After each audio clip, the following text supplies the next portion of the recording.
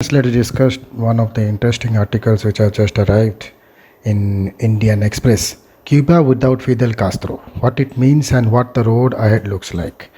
Cuba and Fidel Castro have long been almost synonymous with the Communist Party ruling the country unchallenged since 1959. Since the Cuban Revolution that toppled the ruling government of Fulgencio Batista, politics in the island nation has always centered around the Castros. However, 2021 seems to be the year of change with Raul Castro, the younger brother of Fidel, set to leave the political stage at the upcoming Communist Party Congress, which has been convened to tackle the dire economic crisis caused by the pandemic. Raul wasn't really the Castro that the world always referred to, but when Fidel came to power in 1959, he, while referring to his brother, has said, "Behind me come others more radical than me." As a new era beckons for Cuba, one without a Castro in power, we take a look at the history of the nation, the changes that have happened over time, and what the island nation is heading towards with a new set of leaders set to take charge. Cuba and the Castros. Fidel Castro, who had died at the age of 90 in 2016, was one of the most extraordinary political figures of the 20th century.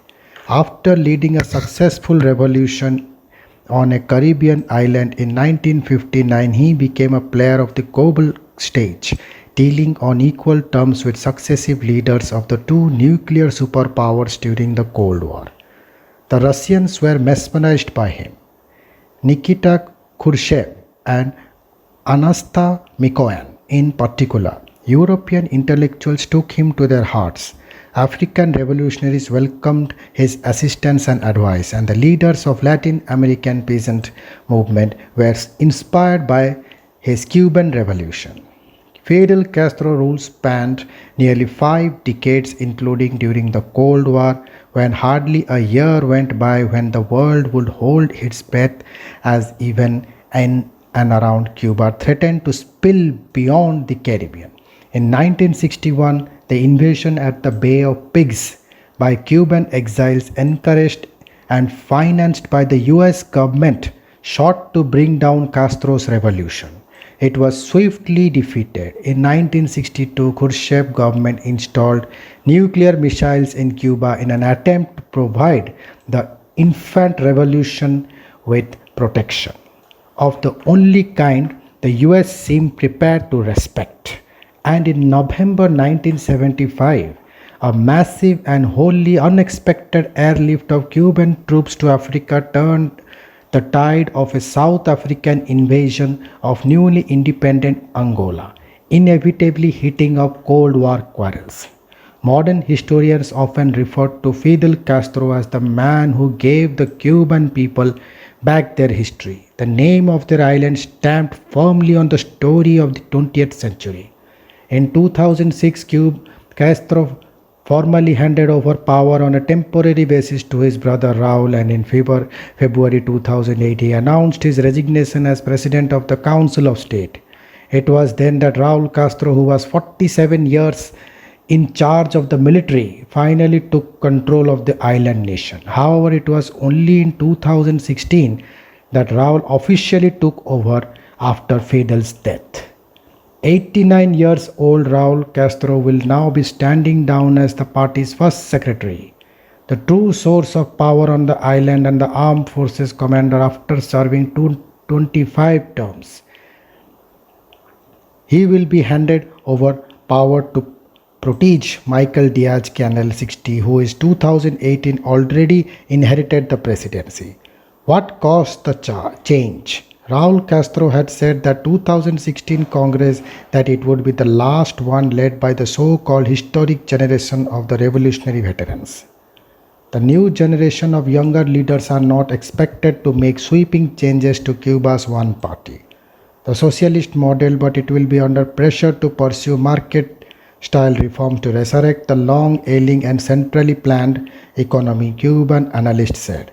Explain why a viral rap song has left Cuba's communist regime fuming.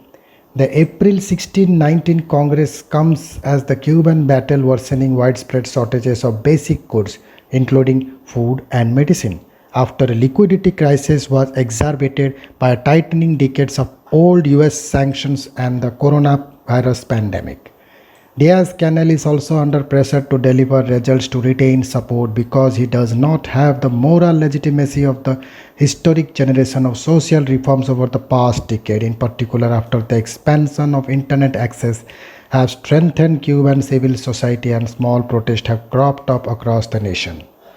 The economy remains Cuba's top challenge, Diaz-Canel was cited as saying by party newspaper Grama. The economy shrank 11% last year as the pandemic devastated tourism, its mainstay. The crisis has already pushed the government to resume economic reforms, most notably a painful monetary overhaul. In recent months, a group of activists and independent artists known as San Isidro movement have challenged the government over freedom of expression, staging an unprecedented demonstration in front of the culture minister and a small rally in one of capital's poorest quarters where a group of residents stopped police from arresting a dissident rap artist.